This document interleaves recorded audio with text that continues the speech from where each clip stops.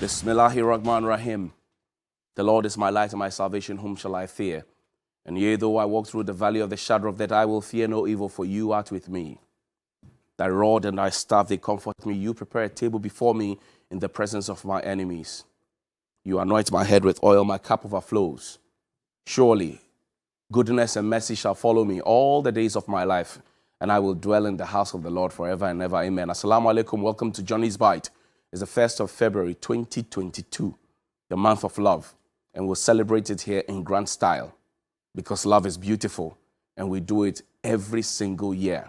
And then we'll get on to Ghana month in March and on and on and on. So TV3 Media General is always busy throughout the year, day by day, week on week, month by month. We're sharing something special with you. And that's why you have to stay with us, because we are number one. Hashtag it, Johnny's Bite. Share it, like it, let them know that we are back to talk about the real issues. We are keeping our focus. We will not be derailed or unsettled. Last Friday and Saturday, I was at the Accra International Airport, Akutuka International Airport. I had received a call and had been invited to join the official launch of the McDan private jet lounge at the Terminal 1.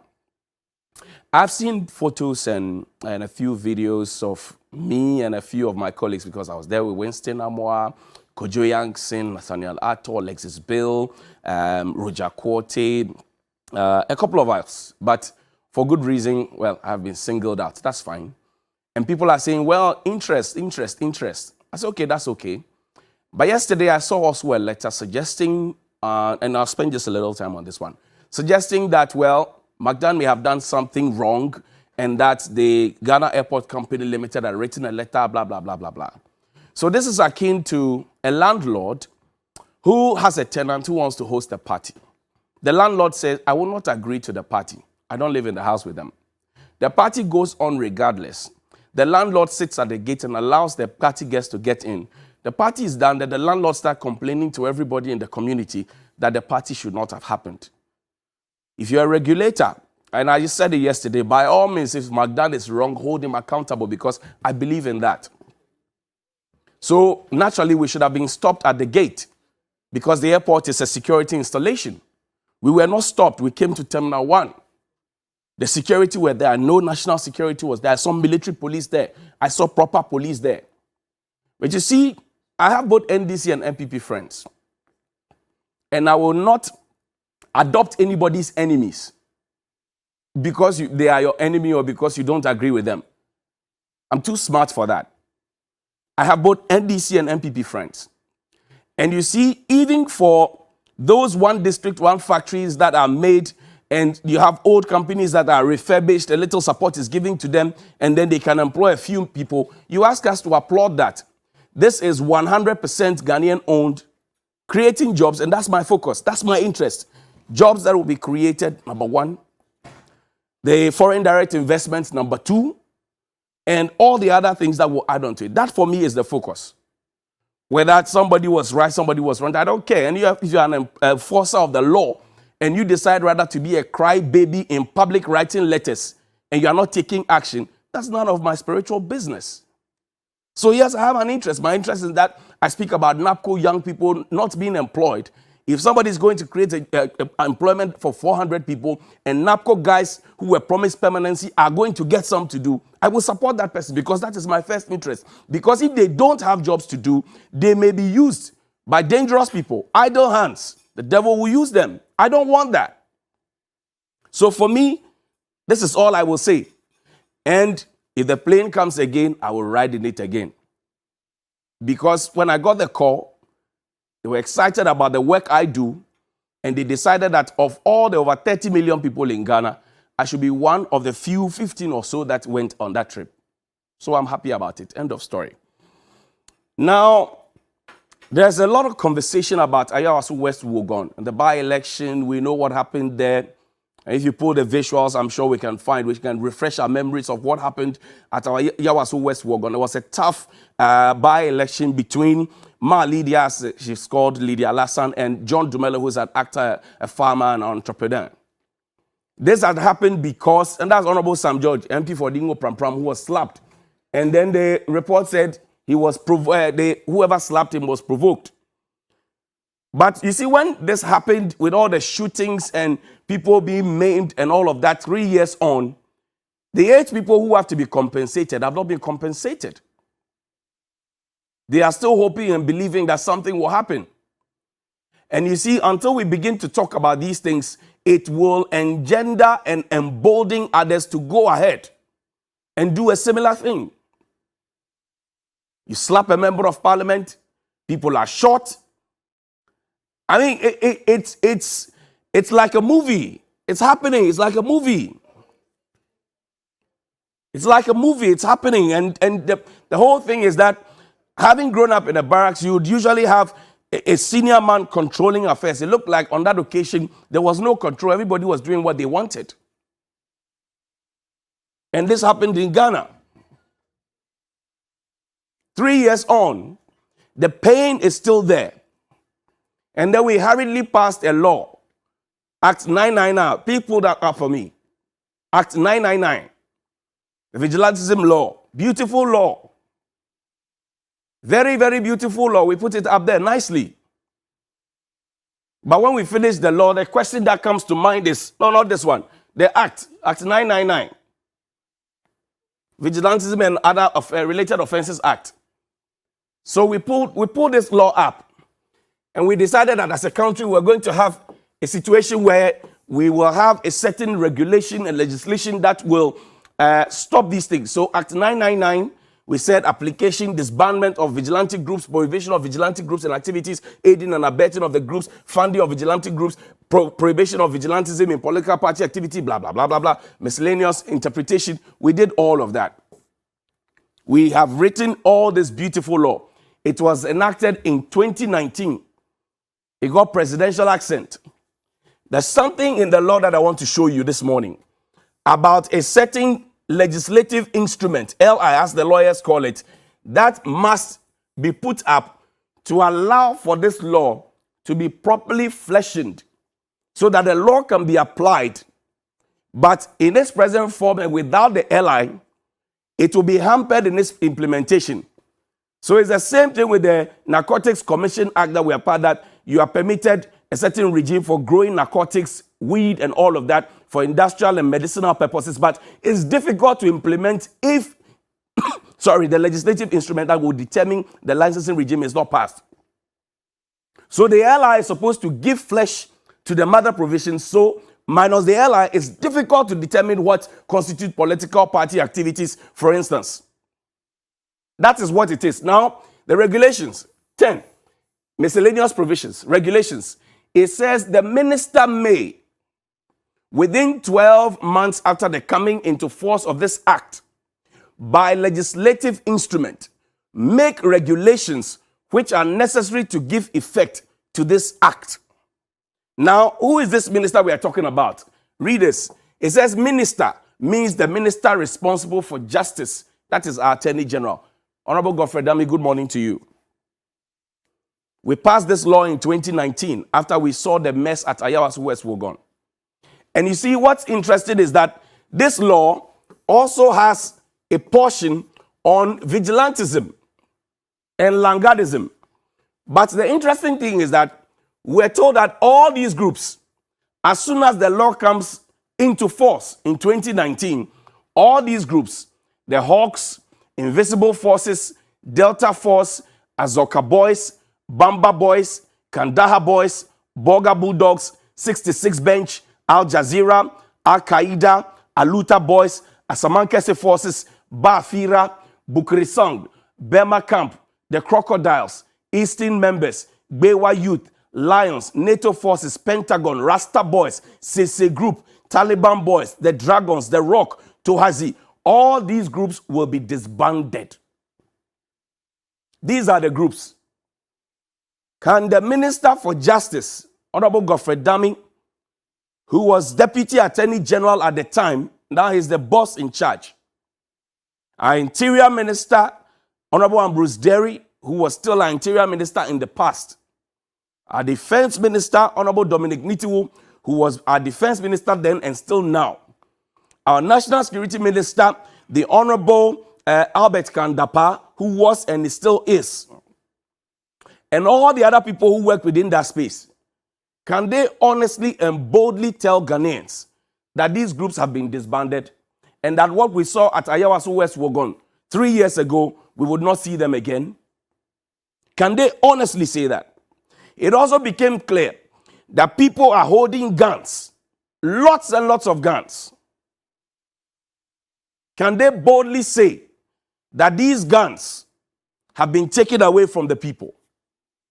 Can they boldly say that because people were not punished, as was recommended by the commission, for whatever reason, whether it be political expediency or what, can they say that this would not embolden people to say in 2024, we are going to do whatever it takes to make sure that our candidate wins? Let's be careful not to set our nation on fire. I didn't set up this law. You did. I'm no parliamentarian. I didn't write a memorandum to support or to make claims in this. And show us the videos of the victims, so people who are not aware can have a clear idea how people were victimized, people were brutalized, people were maimed and shot because of a by-election. One by-election. Show the videos for them, please. Because of a by-election. Now, there's also a portion in it, and which is connected, because there are those who every single day will come to TV3 and will ask you, I bought a plot of land, and then there are people who have taken over my plot of land. A person shall not directly or indirectly facilitate, organize, or promote the organization of land guards for the purposes of protecting or guarding land or property, whether belonging to that person or any other person. A person who contravenes subsection 1 commits an offense and is liable on conviction to a term of imprisonment of not less than 10 years and no more than 15 years. A person shall not act as a land guard. Can our ministers that I mentioned, Attorney General, Defense, Interior, National Security Coordinator, our IGP, our CDS, can they boldly look us in the face this morning, 3 years on, 2019, 2020, 2021, we're in 2022, can they look us in the face to say we have stopped land guardism in this country? Can they look us in the face to say we have stopped? So we are happy to pass laws. We are happy to put English together like we have beautiful English. The ally that will support it, we are hesitant to put it up, and that's a victim. His leg is gone. Imagine that he was the only breadwinner. Just imagine it. Imagine that he was the only breadwinner. And for 3 years, 8 of them who were supposed to have been compensated, we put together a respected former IGP, we put together a respected former boss of Shraj, we put together a very, very respected, professor of law, who's later become a Supreme Court judge. 3 of them. Professor Bochi was also there. Respected individuals who had achieved a lot in their, in their fields of endeavor. This is one of 8 of them. And they were shot because what? Somebody had to get into power. Because 2 people were going for an election. As of now, the individuals who perpetrated that have not been punished. So somebody else will be emboldened to do the same thing. And it must take some of us to be able to say it. You can hate me, I don't care. The truth is only one, and we all know the truth. Privately, they tell you that this is bad. Publicly, they defend it. What is wrong is wrong. What is right is right. So this is a wake-up call. Get the ally, hold people accountable, disband the vigilante groups, stop the langardism. Once you do that, you will see that everything will be peaceful, because based on previous happenings, you assume that the people whose family members were maimed, when they are coming for the 2024 elections, they will come like Catholic priest or Anglican priest. No. And that is where the problem will be. So we are always happy to say, oh, police station A, constituency B are flashpoints. We announce them. If you identify a problem and you say somewhere is a flashpoint, what do you do to make sure that it no longer becomes a flashpoint? And every single election since 1992, our flashpoints keep increasing. It means that the impudence is growing. So it's not about passing laws, because already on our statute books, we have too many laws to deal with some of these things. But we decided that we're creating a certain special law. The president had to intervene at some point. He had to even give the parties an ultimatum. And remember that. Now the law has been passed. Is the law being effected? Are we enforcing the law? And I don't want any crybaby business. If you're a law enforcer, enforce the law. Your job is not to complain to the public why you couldn't enforce the law. Your job is to enforce the law. Let's go to fuel quickly, and then we'll wrap up. Kojo Poku has asked a very important question, and he says he wants to be president of the republic. Kojo, good morning to you. Now, he's asked a very important question. Very, very important question. He's asking about the price stabilization levy. He's asking where our 1.2 billion is. He says the finance minister should account to Ghanaians. And this has been about 3 months ago. The finance minister has not accounted for this, but he's asking for e-levy. This is a lot of money. He said the Institute for Energy Policies and Research is calling on the Minister of Finance as a matter of urgency to give accounts to Ghanaians on the 1.26 billion accrued from the Price Stabilization and Recovery Levy, PSRL, since 2015. And you know what this means?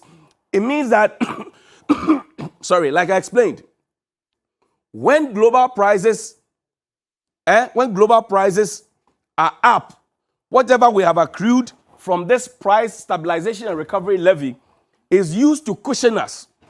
When global prices drop, we collect money from the local people and we store the money. So we become wise like the serpent or the ant. You save for the rainy day. Kojo Poku says we have saved 1.26 billion from our Price Stabilization and Recovery Levy. Now, the release they are putting up, ASEP also asks, they estimated the total amount paid by Ghanaians as a result of PSRL to be 2.53 billion, as per the Act 899. Part of this levy is to subsidize premix and residual fuel oil, and the balance to be used to stabilize petroleum prices for consumers. Last week, the president gave executive approval, blah, blah, blah, that we should take these things off. So there's 16 pesos for gasoline, 14 pesos for diesel, and to be reduced by zero. This reduction are told by government, blah, blah, blah. We're giving that 2 months break, right? Now, we are back to square one because whatever was given to us has been taken away. And this is evidence to prove same. 31st January 2022. It says, restoration of the price stabilization and recovery levies on petroleum, diesel, LPG effective 1st February 2021. Ladies and gentlemen of the Republic of Ghana, the global prices have not dropped. They are still up there. Petrol is still expensive. So the question is, why are we restoring the levies when the principle in the law says that when the prices are high, use what you have stored to cushion the consumers. And then when the prices are low, you collect more. The prices are high, and yet we are restoring the levies. Question is, hey, nasikanu wahin? Hey, nasikanu wahin? Now it says, we refer to a letter dated 11 January 2022 on the subject matter, extension of the zeroing of price stabilization recovery levy from the price build-up to 31st January 2022. As per the said letter mentioned above, the National Petroleum Authority informed you that government has approved an extension of the removal of the PSRL on petrol, diesel, LPG for another month for after the original 2 months removal ended on the 31st of December 2021. So this is it. You're going to get 16 pesos added onto your petrol, diesel 14 pesos, LPG 14 pesos, and it's signed by Mustafa Abdul Hamid, PhD. He's the Chief Executive Officer, same person who wrote. So this morning, if you go to the pump, you will buy your fuel at a higher rate. But while we are at it, and we are asking this question of where the 1.26 billion is, and I'll do some calculations. So write 1.26 billion, put it down. Now, there's another portion of accountability that we'll have to ask. State-owned enterprises, they posted 586.4 million losses in 2019. State-owned enterprises, they are under SIGA. So Gihawk, Espat, all those ones, state-owned enterprises, they are declaring losses. So we could make savings from there. Now, again, President has told them that they should reverse the losses to profit making. This story is written by Julius K. Sachi Accra of the Finder newspaper, and it's been detailed how much we are losing. Now, on this occasion in 2020, mind you, in 2019, we lost 586.4 million. For 4 million in 2019. Fast forward to 2020, how much did we lose? We lost a billion, 500 and something billion. That's it. In 2020, we're losing 5.3 billion. 5.3 billion. It's on the front page of the Finder. 5.3 billion. So add 5.3 billion in 2020 to the 1.26 that Kojo Poku is asking for. And you know that the e-levy, which is supposed to generate just about 7 billion, we could have saved this. Already I told you in the weeks gone by that the Auditor General had told us that we're losing 12 billion. We lost 12 billion in 2020 alone. So add this one, 5.3 billion in 2020 from state-owned enterprises, plus what we lost in 2020, Auditor General, 12 billion. If you add 12 to this one, that's 17 billion and more. That is about 3 times or 2.5 times what the e-levy is supposed to generate. Question is, why wouldn't government want to backtrack on the e-levy and rather make savings there? So you put somebody as the CEO or managing director of a state-owned enterprise. They are declaring losses. 2018, 2019, 2020, they are declaring losses. And you are still paying them the same amount of money that you would have paid them if they had made profit. Are we okay? The person is working. The person is declaring losses. He's not making profit. But the person is still enjoying their V8. The person is still enjoying their bungalow. The person is still enjoying their allowances. The person is still traveling and enjoying per diem. The person is still enjoying a huge salary. The person is still enjoying security. The person is still enjoying every single thing, but the person is not being productive. And you say Ghanaians should pay e-levy. You are asking us to sacrifice. What are you sacrificing? I didn't say. The president said reverse. He said reverse losses to profit making. If you set up somebody in an orange business, orange hawking business, and the person always come to declare losses, do you still give the person the full complement of whatever it is, or you pause and audit for a fresh start? Since we put those people in those state-owned enterprises, have we been bothered to say you are declaring too many losses? This is your sack letter. Go home. Let's put in more competent people who can turn the things around. What is holding us from declaring profits by rather declaring losses? This is what the ordinary Ghanaian is asking. And on top of that, we have borrowed too much. There's no fiscal space to do additional borrowing. So you are paying people for declaring losses. They go to school, they bring a scorecard, a 0, and you are still paying them. How do you explain this? How do you convince people that people who are making losses should still stay at post, enjoy all the goodies, and still make losses, and you ask the people whose taxes are used to pay them to pay more taxes? To do what? We are paying more taxes to do more. More of what? More of paying people to be less productive, more of paying people not to declare profit, more of paying people to go to work and do what? Because if I come to work and I'm not able to hit my KPI, I'm not able to get sponsors, I'm not able to get the show a #1 rating, I'm not able to satisfy you, the viewer, I'll be asked to go home so that somebody else who is qualified will come. So question is, why has President Akufo-Addo decided that all the people managing our state-owned enterprises who have been declaring losses are still at post, they are enjoying all the goodies, and they are not being asked to go home, or they are not being given you KPIs to say, if you don't achieve this by this, I'll sack you. He only says reverse it into profit, and that is it. And they are declaring losses, and you want me to pay e-levy. Lie. Alhamdulillah Rabbil Alameen. Good morning.